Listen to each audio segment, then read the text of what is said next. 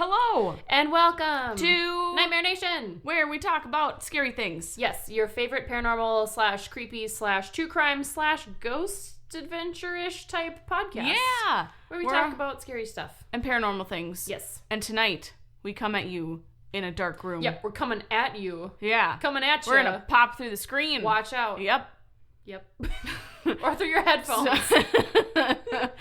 So we are currently in pitch black darkness. Because my husband decided to be a douche and turn off the lights on us while we were recording. Asshole. So and I don't write my notes on my phone, so I'm currently using a flashlight to look at my notes on my notebook. Yes, it's actually very fitting because a lot of the hauntings at the place we're going to talk about today happened with flashlights. Oh, that's weird. A lot of them had to do with flashlights turning on and off. So if Anna's flashlight turns off, we're going to scream and run. And that's the end of the podcast. So just get ready. Yeah. I'm Annie. Hey, I'm Anna. And we're coming to you with a relatively new life event for me. I got a fucking cute ass kitten. A little kitten. She's their new mascot. She weighs 2 pounds. Yeah. She's 8 weeks old. She's the cutest thing I've ever seen. She's a little baby. She looks like a little Oreo. So that... Oh, God, I just smacked my lips so loud. So yeah, that just happened today. That's so cute. And she's super cute. So I'm all kind of on like a little baby kitten high right now. It's super fun. It's like a baby, but not. Yeah. Perfect thing to do right before you talk about horrible, scary places, right? Exactly. Yeah. Exactly. Let's hear all about it. We're talking tonight about the Trans-Allegheny Lunatic Asylum. Yes. Allegheny. There's so much history to this. This place is insane. Oh my gosh. I originally had a hard time like finding specific haunting stories to talk about outside of like the really super generic stuff. Yeah. And then after I found a couple articles, I kept being like, ooh, link to this article and ooh, link to this article. And I was like, holy shit. There's so much. And like all these articles had stuff about the history too. It's just so much information. Yeah. It's crazy. I'm literally just obsessed with lunatic asylums and just asylums in general, just because of how they treated these people. For back hundreds of years. Like a long time. Yeah. And a lot of it didn't end until 1992 when people finally figured out, hey, maybe we shouldn't be shoving pins up into your eye sockets. Yeah. Lobotomies. Yeah. Get to talk about that tonight. Or with an ice pick. Yep. That too. So one of my favorite things I did, so I was vice president of our psychology club when I was in college, which was awesome. And one of my favorite events that I coordinated every year, it was like 2 years I did it, but there was a historic insane asylum that was still in function today, but it was used as like an inpatient treatment clinic. So it's the modern day version of an insane asylum where the treatment is actually humane and there's like therapy and medication and everything, but it's in the same building that has this kind of historic like that's cool. insane asylum feel, and they do free tours, and it was only like an hour and a half away from where I went to school. So around Halloween every year we would do like a field trip and we'd rent one of the college vans and take a trip and do a free tour of this place. So it was neat, fascinating. Yeah. Especially when they have like a logbook of all the reasons people were admitted. Yeah, and I'm going to talk about that too. Yeah, okay, so I won't spoil it. It's ridiculous. It's so crazy. Yeah. So this building, it was constructed between 1958 to oh my gosh. Hold on, let me try that again. So it's constructed between 1858 to 1881 in Weston, West Virginia, and it's actually one of the largest hand-cut stone masonry building in North America. And if you see pictures, What? Yeah. And if you see pictures of this building, it is beautiful on the outside. We'll post some on Facebook. Yeah. And but it's Instagram. Yeah. Nightmare.nation19. Go check us out. Yep. Super cool. Yeah, we'll post a picture. It's really crazy. It's beautiful. It's very well designed. Yeah. Yes. So at first when they were building the asylum, they were actually using prisoners to build the structure. Oh. And yeah. But then after, right, exactly. But then after they decided to bring in skilled stonemasons from Germany and Ireland to complete the job. Nice. And I mean, it's a big building. I think it's like 4 stories and it has lots of sections. How many sections? Because that is a number. It is a number. It's Anna's favorite number. There's sections. Precisely. Yeah. So actually construction stopped during the American Civil War. It only stopped for about a year. So it stopped in 1861 and then resumed in 1862 But during that time, during the Civil War, there was a section that was finished, and so that was used as barracks for the people who were fighting in the Civil War. Kind of like Valley City Castle, like we talked about. It was used like for a while as like a military garrison. Yep. Yeah. Okay. Yep. Exactly. So I thought that was pretty neat. But then just a little bit more on kind of the back history of asylums, how they came to be, and how it kind of evolved into what it is today. So kind of pre-asylum era. Oh my God. Sorry, I'm struggling Back before today. they had errors, they used to be perfect, and then they started making mistakes. Jeez. Okay, here we go. Let's try this again. I love it. So anyone who exhibited odd or erratic behavior was considered to be possessed by the devil, demon, or was a witch. Oh, shit. Yeah. So that kind of ties into this time when the Salem witch trials were going on. Oh, was this kind of the same era? Yeah. Yep. Error. The same error. Same error. Yeah. So anyone who exhibits any sort of weird, odd behavior that isn't normal is considered just crazy, and you're possessed by the devil. Obviously. Or you're a witch. What else? What do you do with witches? Or a vegan? You burn her! Burn the witch! Does she weigh more than a duck? No, that's not the line. It's something like that. Oh. God, that movie's on Netflix. I love that movie. I love it. It's so great. Mm-hmm. But now, so most modern psychologists have actually deemed that those individuals were insane. From the Salem witch trials and everything that went on, they were deemed insane. I don't know by what cause or how they figured that out. So, like, looking back at historical records, psychologists today are saying that people who were tried as witches were actually just mentally ill. Correct. Okay. Which makes complete sense. Right. Yeah. Or your wife was just, like, inconvenient and you didn't want to deal with her anymore, so... Yeah. She's a witch! Take her away! She turned me into a newt! Oh, gosh. So then those who were considered insane were put into prisons first with criminals. So you're going to put insane people in with criminals, and it's going to be a fucking muck. You're just going to have just everyone just running around, killing each other. I've never heard that phrase before. It's my new favorite thing I've ever heard in my entire life. I literally, while I was saying that sentence, was just thinking of Hocus Pocus. Fucking muck. Is that a muck, a muck, and then she punches her in the stomach. She's, oh! How much would you hate me if I told you I'd never seen that movie? God, I hate you right now. You can't be my friend anymore. I'm sorry. You've let me exist without having seen that movie. Well, we're gonna watch it tonight, and then Ben's gonna be pissed. It's fine. Okay, it's fine. So a fucking muck. A fucking muck. Yes. Sounds like it. Because you're just putting them in with criminals. And then a lot of the time they were chained to walls, unclothed, and lived in their own filth. So they just didn't treat them well. That sounds like a great way to recover from a mental illness. Right. To just be covered in shit and chained to a wall. Yeah. Sounds awesome. It's good. No rehabilitation. Just, here you go. We're going to throw you into shit. It's going to be awesome. Literally. Yes. Cool. You get to live in your own shit and piss. So most of the time, if the families didn't want to take care of their family members who were insane, they would just take them to the prisons. Say, oh, they're insane. Cool. Yeah, it's convenient for them. Yep. But then families who actually took care of their loved ones and liked them and kind of loved them and treated them like family. And didn't really treat them like family. Oh. They, to avoid embarrassment in society, they would put their family members, they'd stash them away in attics, in sheds. In attics? Mm-hmm. In like hidden sheds in their backyard. And then sometimes holes in the ground. What? So you're going to bury them alive, essentially? I'm sure it was open. They just kind of, here you go, jump in this hole and stay there. Put them in the pit? Yep. Like, what is this, freaking Hannibal? I mean, it was in the 1800s, so they really... But still...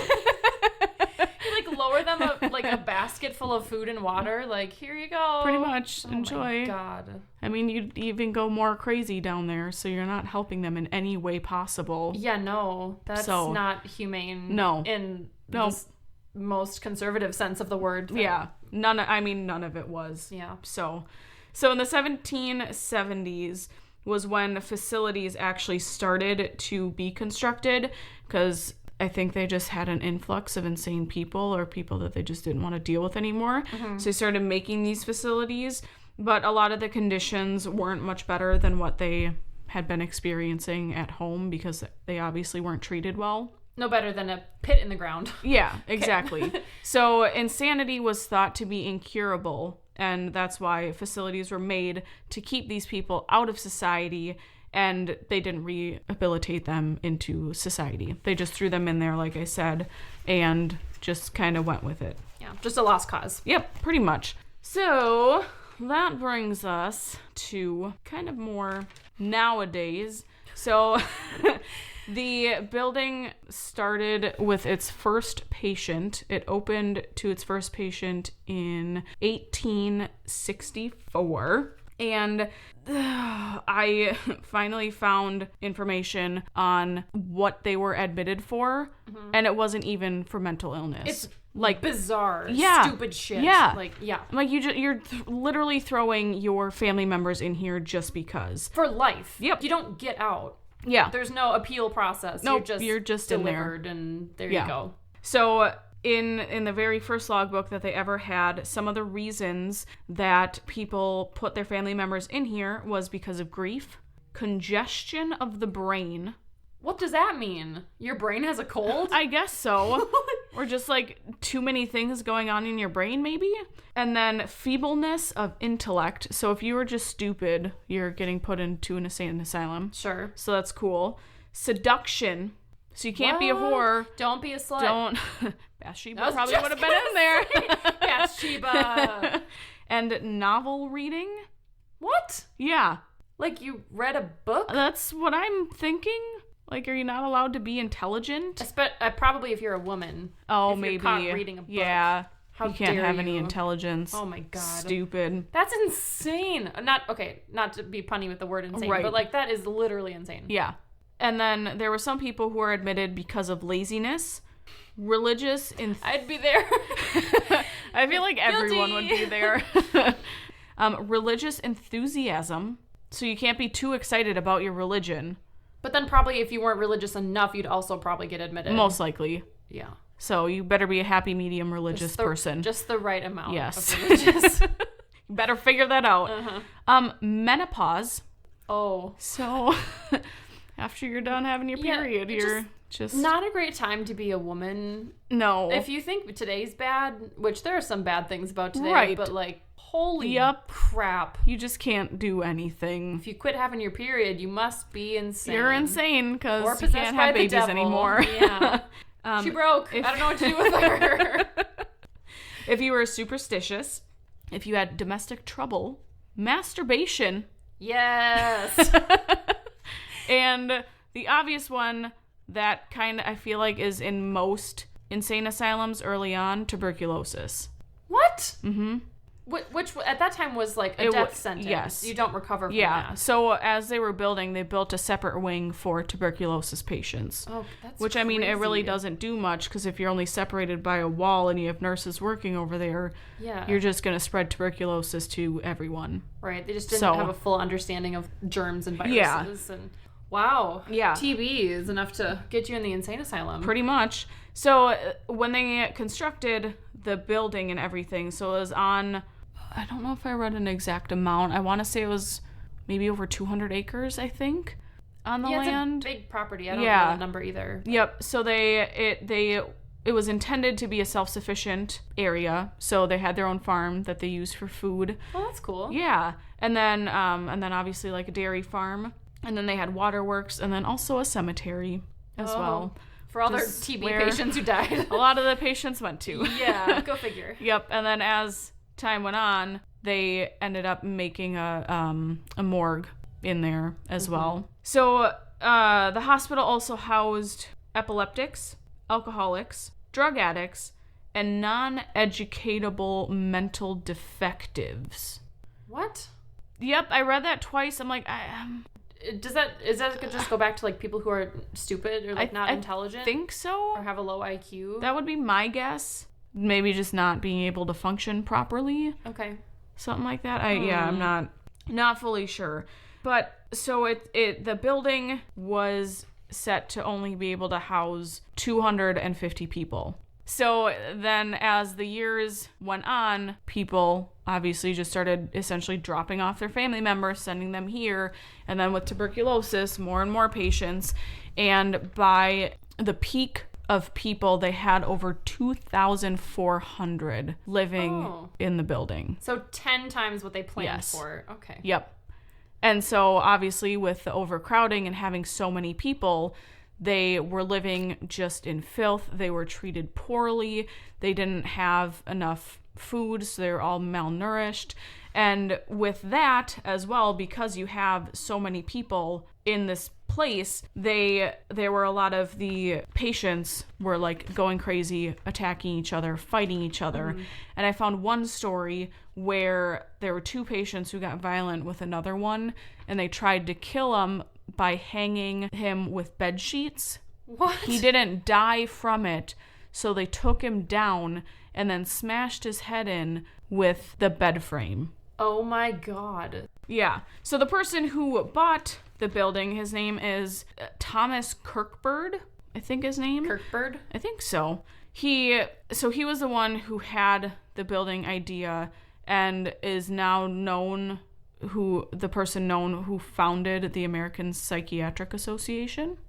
But his ideas were to have this place be open, be airy, making sure that there was enough light and air flowage throughout the building, just to make it kind of a habitable area for them and to make them feel comfortable. But then obviously with having so many people, with 10 times the amount of people, then it didn't do anything. It didn't help the cause at all. Right, because wasn't it built so that like all the rooms were supposed to have a view of the outdoors? Like, it was supposed to be like kind of not maybe nicer, like fancy, but like like decent, right? Yeah. Yep. Kind of like Eastern State Penn, like they intended it for it to be like this good rehabilitation center, and it just fell apart again due to overcrowding. Yep, exactly.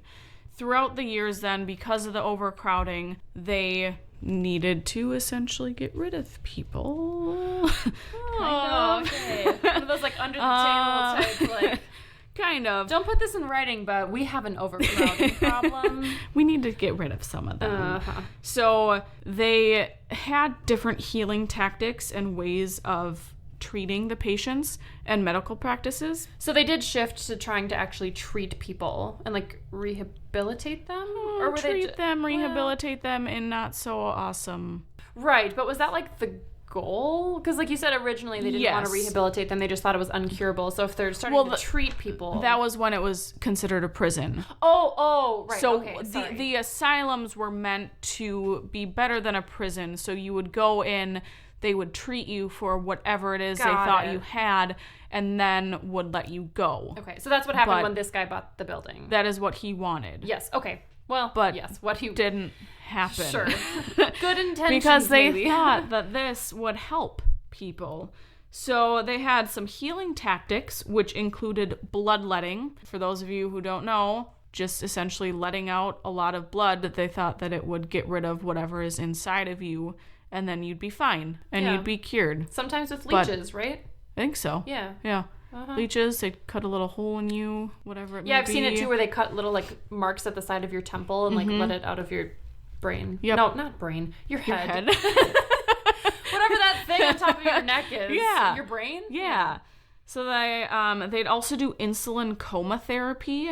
I didn't get a chance to read on this, but I'm assuming they probably just pumped you with a lot of insulin, which then you went on a sugar high, maybe. Put you in a coma? And then put you in a coma? I'm not really sure. I was going to look into it, and then I didn't. Okay. So I'll look into that, and then we'll get back to you, and I'll do a post or something on it. Sounds like a blast and a half. Like right? Old version of like getting super freaking high or something. Exactly.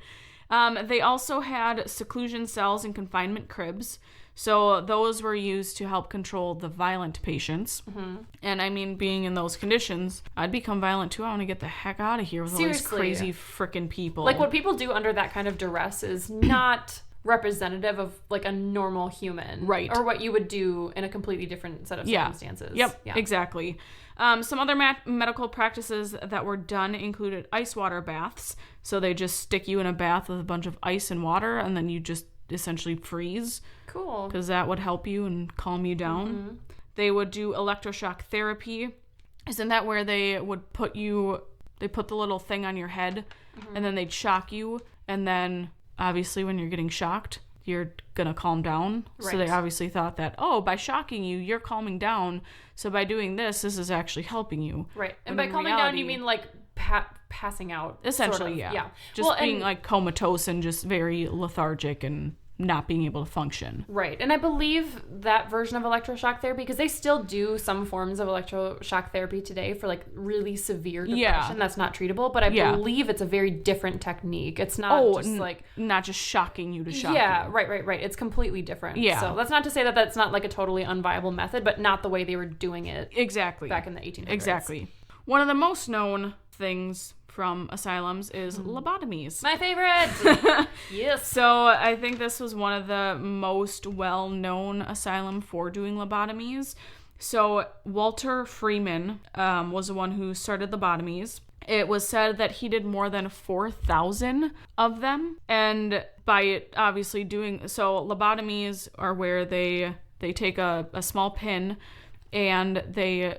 essentially shove it into small being relative. Like sometimes they're kind of a little big. They're like the size of a very large, thick nail. Yeah. Like... And they would go up through your eye socket, and then they would use a hammer to cut the connective tissue in the prefrontal cortex. Yes. So obviously, a brain spike. Yes. If you think about it, people are going to change if you're shoving things into your brain and disconnecting the connections in your brain. Right. Because both sides talk to each other. They do. And if you're disconnecting it, then you're going to be docile. You're not going to be the same. You're going to have different physical ailments that are going to come up from it, different mental issues that are going to come from it. So obviously they saw, oh, hey, this person changed after doing it. So obviously this works. Well, essentially the result was that they became like incredibly dulled down versions of themselves, right? Yes. Like very few emotional reactions, like very docile. Yep. So after obviously doing the lobotomies, it left those who were essentially healthy before. They had a lot of cognitive and physical ailments from the lobotomy. The lobotomy.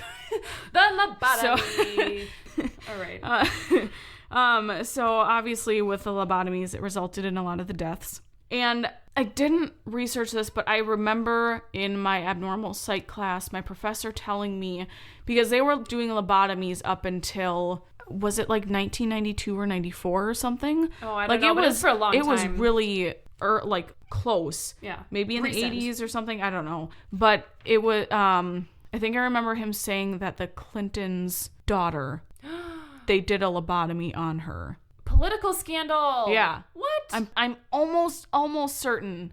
I'll look into that, but I'm clearly remember. We gotta Google that shit. Yeah, I'm pretty sure that's what my professor said, and ever since then it just stuck.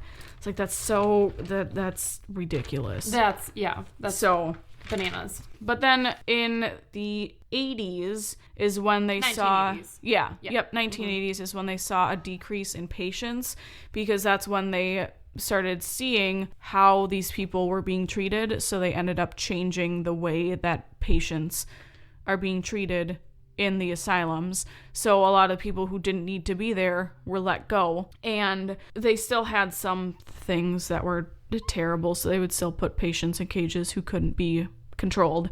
But then ultimately the doors closed in 1994 just because the governor of Virginia at the time ended up building a different facility to be used for the mental, to cure people with mental illness. So essentially a new asylum.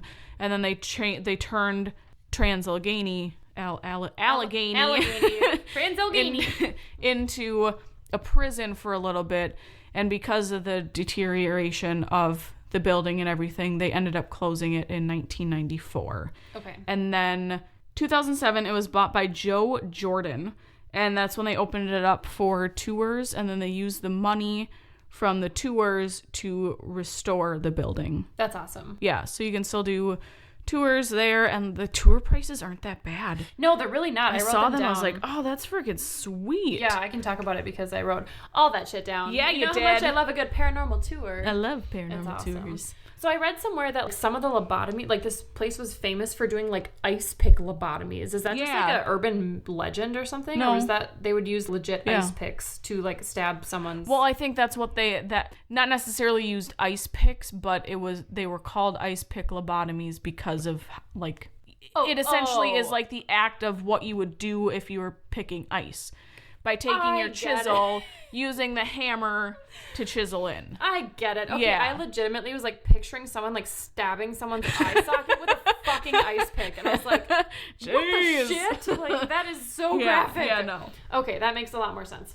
Okay, so yeah, it's actually a perfect segue because like my very first bullet is about the tours that they offer, which they have a bunch of different options, and they have like 6 different paranormal tours you can do, which right off the bat probably tells you there's probably something paranormal or like haunted in the building, because if they have that many tours, that means they're obviously successful and people like find stuff, or else they would stop coming. So it's $100 per person to do an 8-hour ghost hunt. So again, for an 8-hour tour, $100 is not that bad. That's not bad. That'd be sweet. And they go from 9 p.m. to 5 a.m. and you can choose to do either the main building or the medical forensics and geriatric building. So there's 2 options.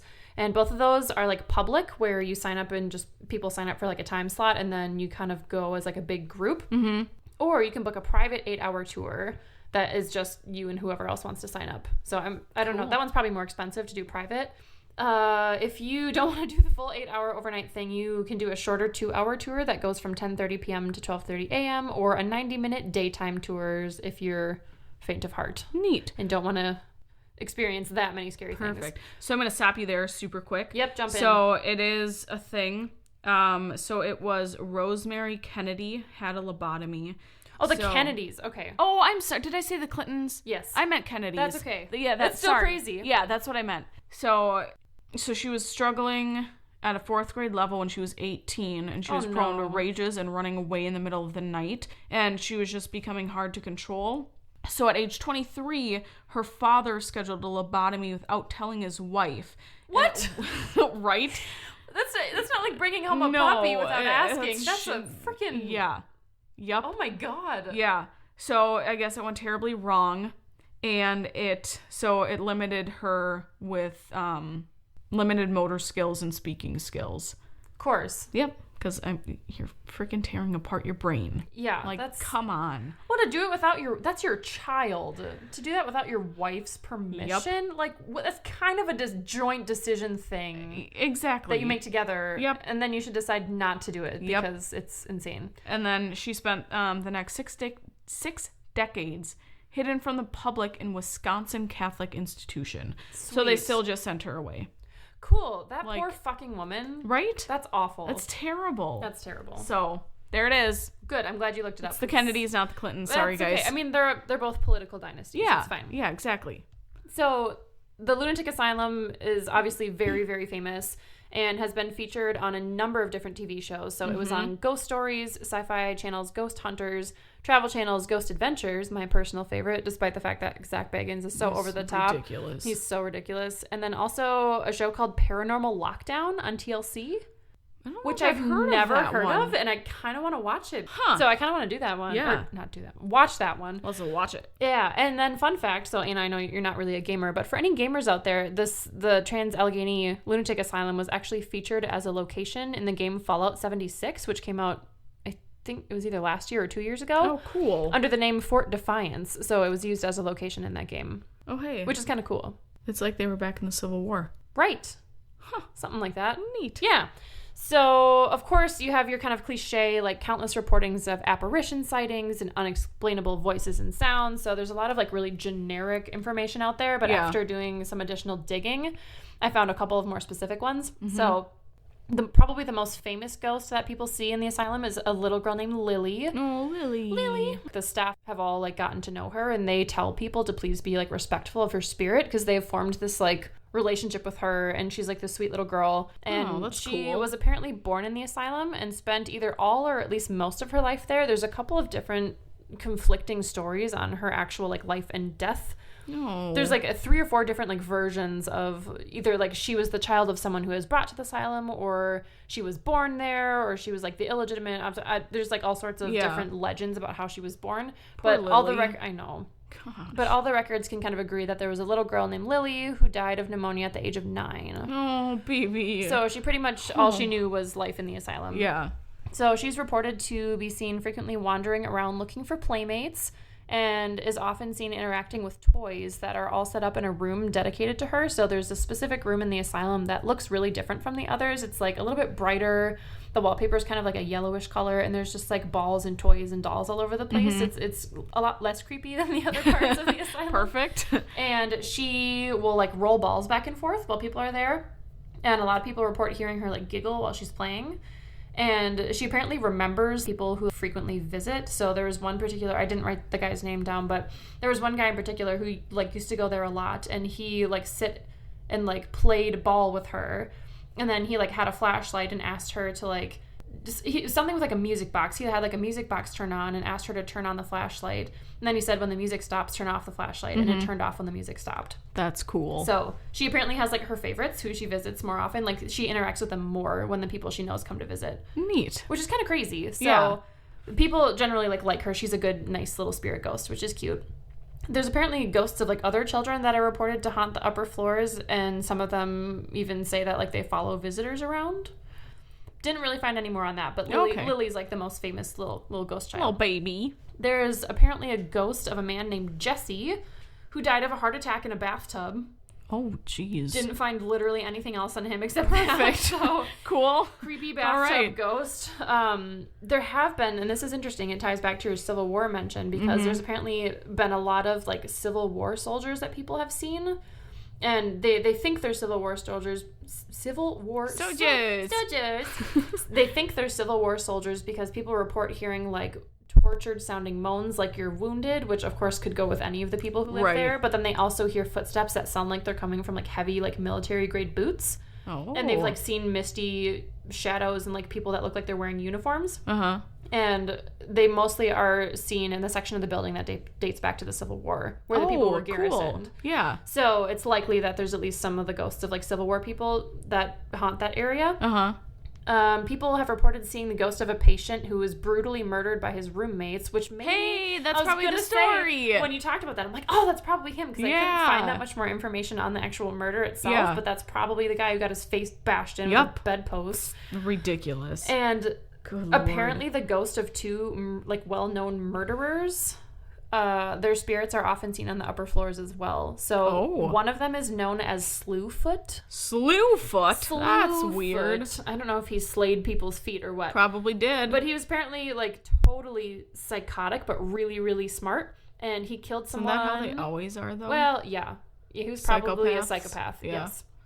And he apparently killed someone in a lavatory. Ooh. With a candlestick. With the lead pipe in the kitchen. He murdered someone in the lavatory. Mrs. Peacock. Yes. I bet that's it, that bitch. The other murderer is unnamed. Ooh. But apparently haunts the seclusion cells.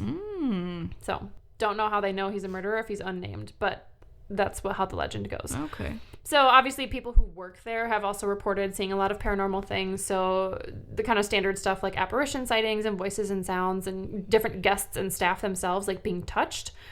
Specifically, a tour guide named oh my god, I typed that wrong. Cutright is the last name.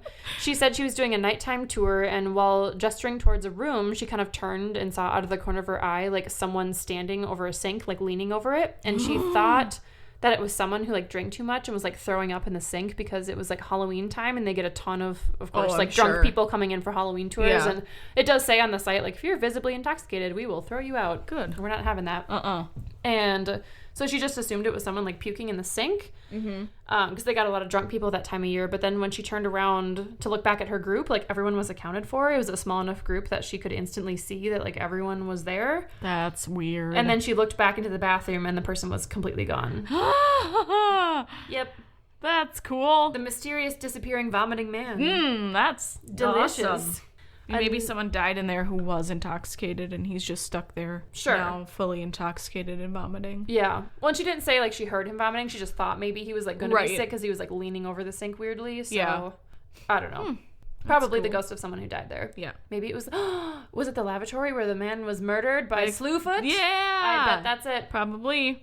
Another time, so that same employee said she and another employee were the only ones in the first floor main hallway when suddenly all the lights cut. Perfect. So dark. Yeah. Lovely. She went over to the breaker switch was in another part of the building. So she walked over to turn it on and like reset it or whatever. And she said that she kind of like said out loud to herself, like, I wonder if that fixed it. And she heard someone say, like, clear as day from right behind her, nope. Nope, didn't fix it. Yeah, so she heard someone basically tell her, like, nope. Jeez. Yeah, so she was obviously alone when she did that, so that's definitely creepy. And then there was a couple of specific stories from a bunch of different, like, newspaper articles online. So, like, the New York Times had a story written by a man named John Searles. Searles. Searles? That's fun. Searles. I should say my sources were generally Wikipedia, Trans-Allegheny Lunatic Asylum website, and then americasmosthaunted.com. Yeah, mine were Wikipedia, Trans-Allegheny, Allegheny. How many times can you say it in a row? Another one. Okay. This one came from the New York Times, again, written by a man named John Searles, and he did an overnight tour at the asylum, and he said, so with the overnight tours, it starts with a guided section where you're kind of like in groups, where you spend like 2 hours on each of the 4 floors, like in small groups, and they do like a rotation. And then in the very early morning, you can wander around for free, like looking for ghosts. So they like set you off on your own to go explore. Neat. Let's go do this. Yeah. Again, $100. Yeah. It's not that bad. No. For like a freaking overnight experience. Yeah, it's really we can not that go bad. drive. Okay, so he went and did the overnight tour, and when he called to ask about booking a tour, he said he basically told the like receptionist or whoever he was talking to on the phone that he wanted to camp in like the most haunted part of the building. He's like, oh, what if I just brought like one other person with me, and what if we wanted to go the place where there's like the most paranormal activity? And she was all excited that he was like asking, and told him that she'd put him in the lobotomy recovery ward. My favorite place. And that ward is normally off limits to everyone else. What? Yes, it's like a private area. There's no electricity. There's no running water. Like, they don't normally let people go there.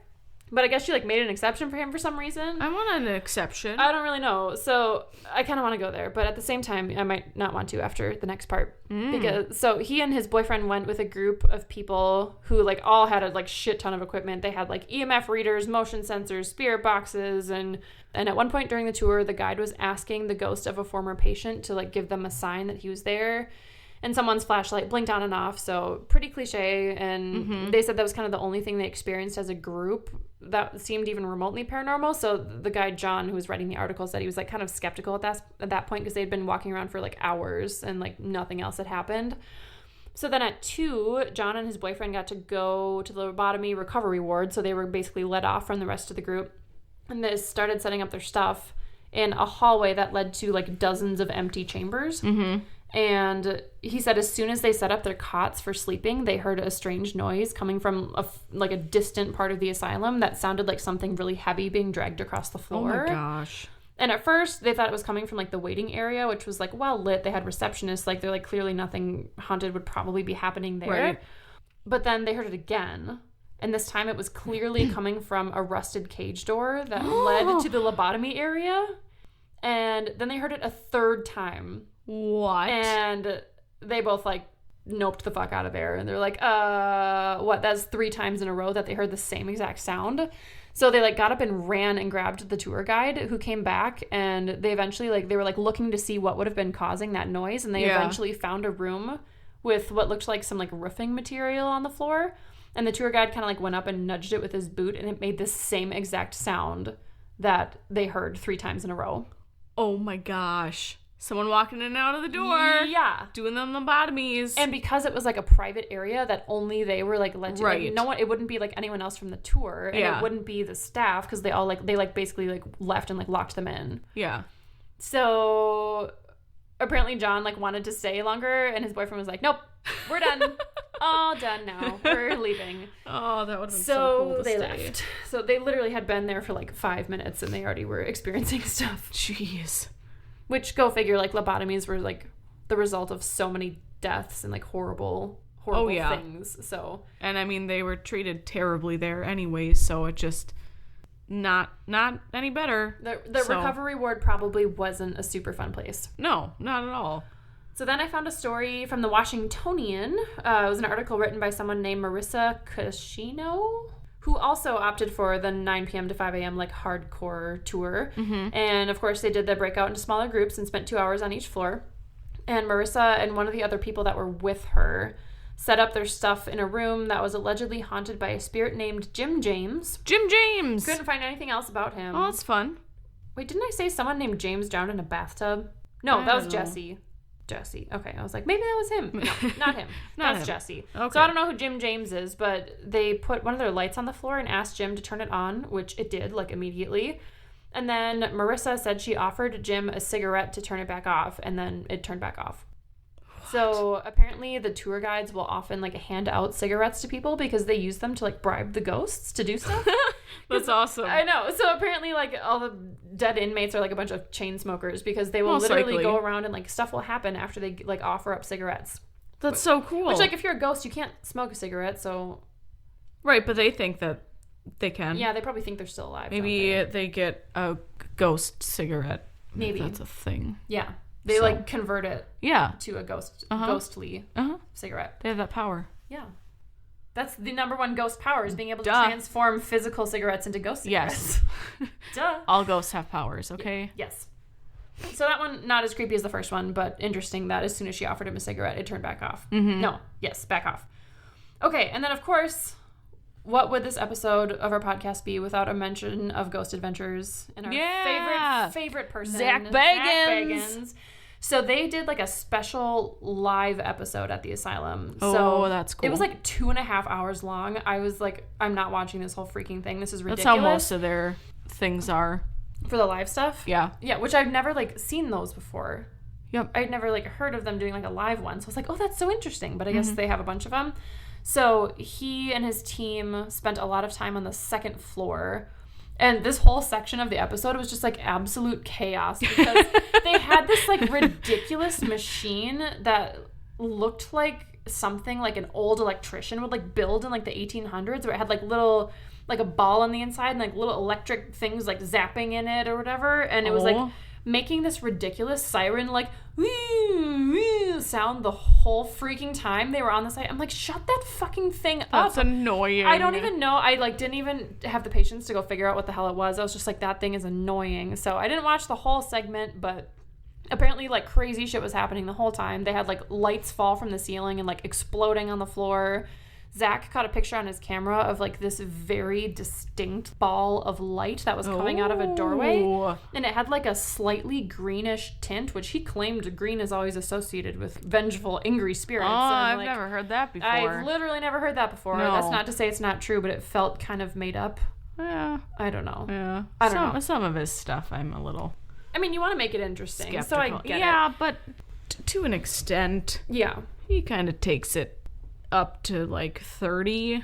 Yes, he goes beyond the scale of normalcy. That's oh my god, did you just hear that? Well, yeah, and he would get like so intense and all this, and I was starting to get pissed off because he'd be like, "Oh my god, did you just see what the oh?" And then they'd turn around and there's like nothing there, and he's like, "I just saw a man walk by," and it's like you have like 15 cameras in this room, exactly, and all this shit you're seeing left and right, and someone grabbed me, and oh my god, blah, blah, blah, and like none of it got caught on camera. Calm down, guy. None of it got caught on camera. So Yep. I'm pretty sure, but then again, like everyone in his group seemed like legitimately panicking because there was just so sure. much shit happening, and that stupid siren was going off the whole time, which would make me anxious too. Mm-hmm.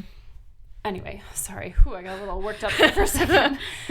So Zach caught a picture of this like ball of light on his camera, which he was convinced was something very spectral, and then right before that, I think the guy's name was like Robert, said that he had felt something like punch him in the shoulder, and it was like strong enough to like knock him back into a door. Jeez. Which is when Zach came running upstairs and took a picture and was like freaking out.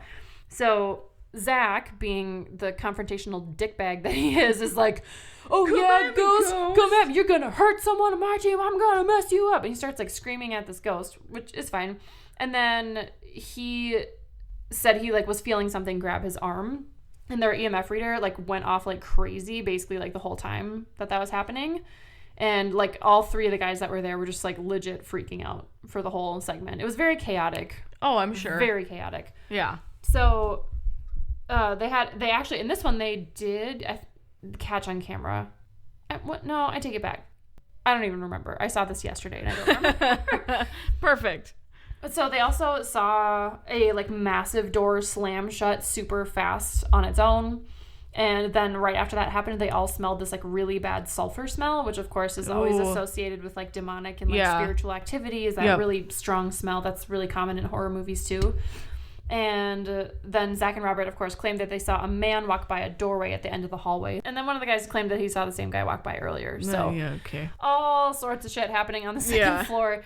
And then they went into the medical center. So then they went and found this lady who, I don't know who she was, but she apparently was there like asking questions to the ghost.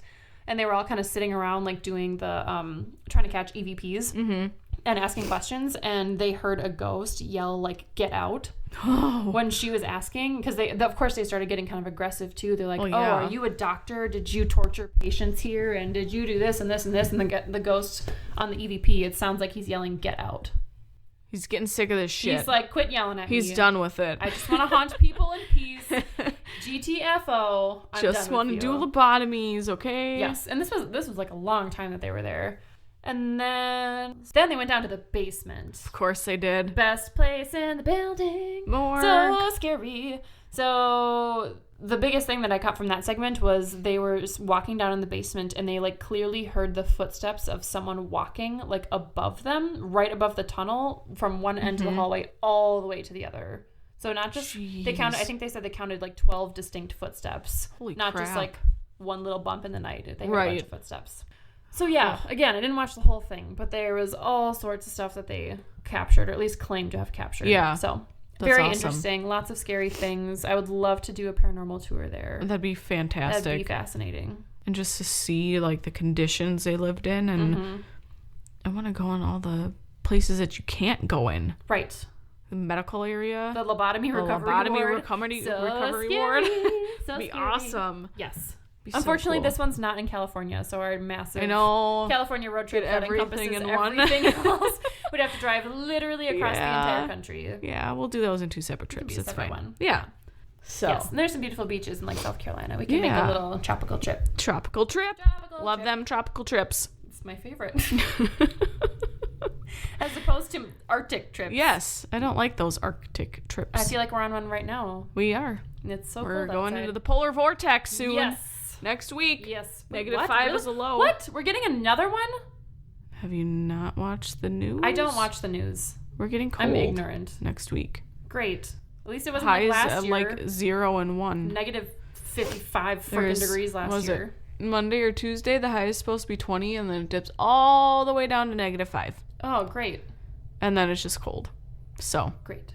It's almost like a massive ghost is sweeping through the Midwest and all making of the ghosts are coming through. A ghost vortex. Yep. That's what it is. Not a polar vortex anymore, friends. The ghost vortex. Yes. So. Paranormal party in the Midwest. I love them paranormal parties. Yeah, they're my favorite kind of party. All right, friends. Send us your stories. Send us your stories because we don't have one. Shh, no, stop. Don't. We want your stories, so send them to us, please. Send your stories to nightmarenation19@gmail.com. Or message us on the Facebook or Instagram. Anna's eating the microphone. Yes, Facebook. We have a direct link to our email. You can send us a message. You can hit us up on Instagram. You can... That's it, because we don't have a phone number. Why was I thinking there was some other means of communication? There's not. Those are the main ones. We should get a rotary phone, and then they can call it if they need us. Yes. Oh my God. We'll get a 2-way Ouija board, and we'll set it up in the house, and someone else can use the Ouija board to contact our Ouija board. I don't think that's how Ouija boards work. How do you know? You've never used one. Yeah, and I'm never going to use one, and I'm not going to try it to see if it works. Well, let's... Not. Oh. I was going to say, let's try it. No, we're not going to try it. Who the fuck do you think you are? Stop it. Don't use Ouija boards. We tell them every day, every episode. Every week. Once a week. to not use them. Boards. Speaking of which, don't do that. Don't do it. Yep. You watch the video, so don't get them wedgies from witches and vegans. Or Luigi's. Those either. Or quiches. Or a quiche board? Question mark. All right, send in your stories. Don't use Ouija boards, and we will see you next week. Bye, friends. Bye.